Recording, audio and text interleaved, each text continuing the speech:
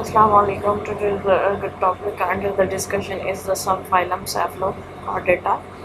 This subphylum belongs to the phylum Chordata. Cephalochordata, Greek cephalo means head and Latin chorda means cord.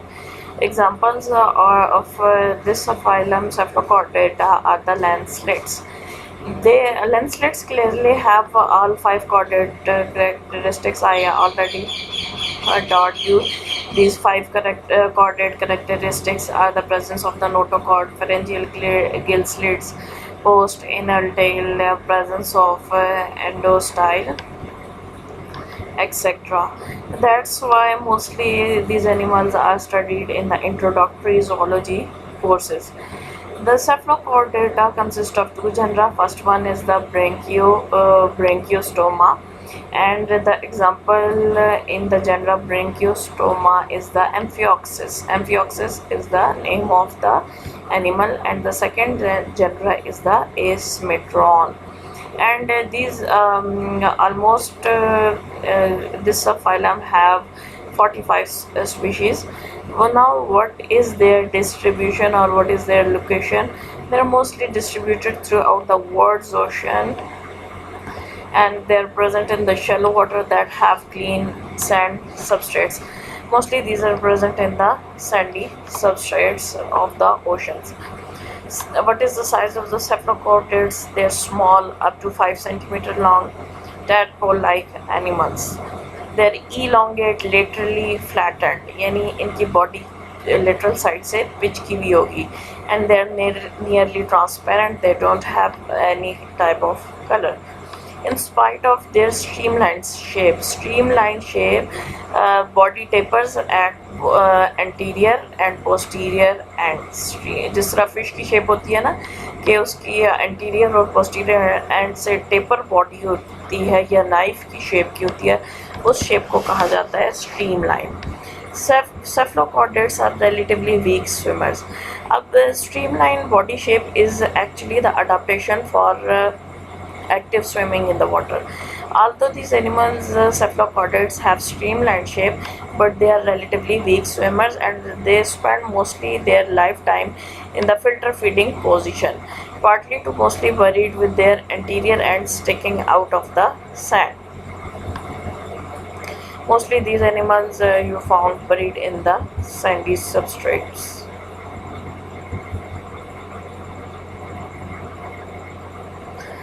This is the example subphylum cephalochordata, genera Branchiostoma, and this is Amphioxus. Here you people can see first part. Actually, this animal is partly submerged in sandy substrate. And this brown color shows the substrate. And this portion is outside the substrate, while all this portion is present inside the substrate. Anterior portion is known as oral hood, and it is lined with the cirri. Almost location of the mouth is here. Then oral hood is continuous with the pharynx. Pharynx is perforated with the gill bar. Pharynx is perforated, and these perforations are known as pharyngeal slits. Actually, everything needs spores. So these pharyngeal slits or perforations are supported by the gill bars. Just like you can say bones or cartilage support the body. In the same manner, pharyngeal slits have support from these gill bars. This is the midgut cecum. This is the atrium. It is present on the ventral side of the body, a large chamber. This is the atriopore. This is the opening of atrium from to outside the body. This is the segmentally arranged muscles.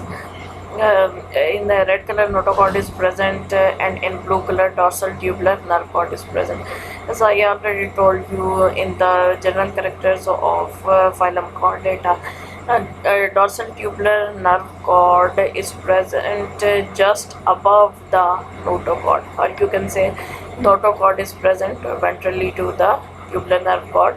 In future, notochord is responsible for the formation of a vertebral column in higher animals, but not in these animals. And the dorsal tubular nerve cord is responsible for the formation of nervous system. This is the dorsal fin, this is the tail, and this is the anus.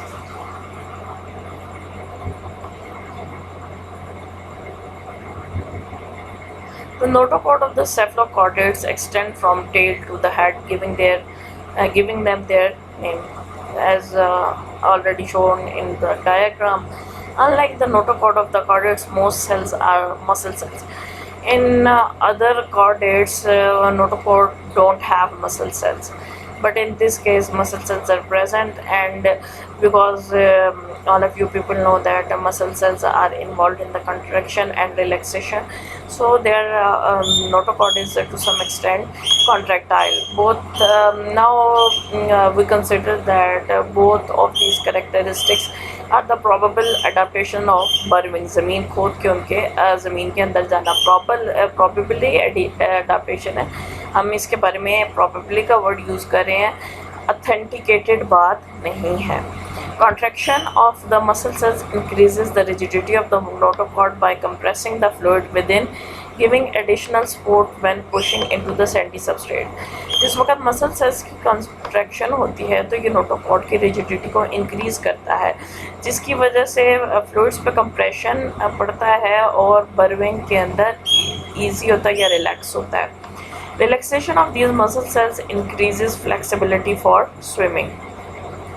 Segmentally arranged muscle cells on either side of the notochord causes undulation. Undulation कहते हैं लहरा के चलना, या जैसे sides पर चलना, जैसे फिश नहीं स्विम करती उस तरह से. That propel the cephalochordate through the water. Longitudinal ventrolateral folds of the body wall help to stabilize the cephalochordate during swimming. It was indicated in the diagram, and a median dorsal fin and a caudal fin also aid in swimming.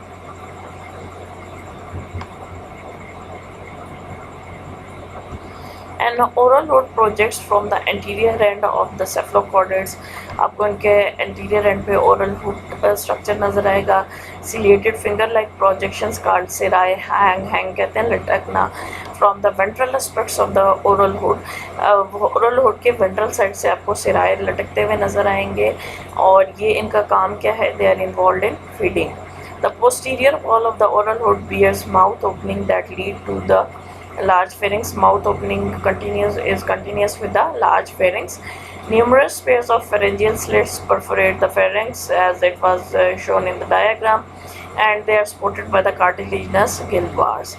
Large folds of the body wall extend ventrally around the pharynx and fuse at the ventral midline of the body, creating a chamber known as atrium, and the opening of atria to outside the body is known as atriophore.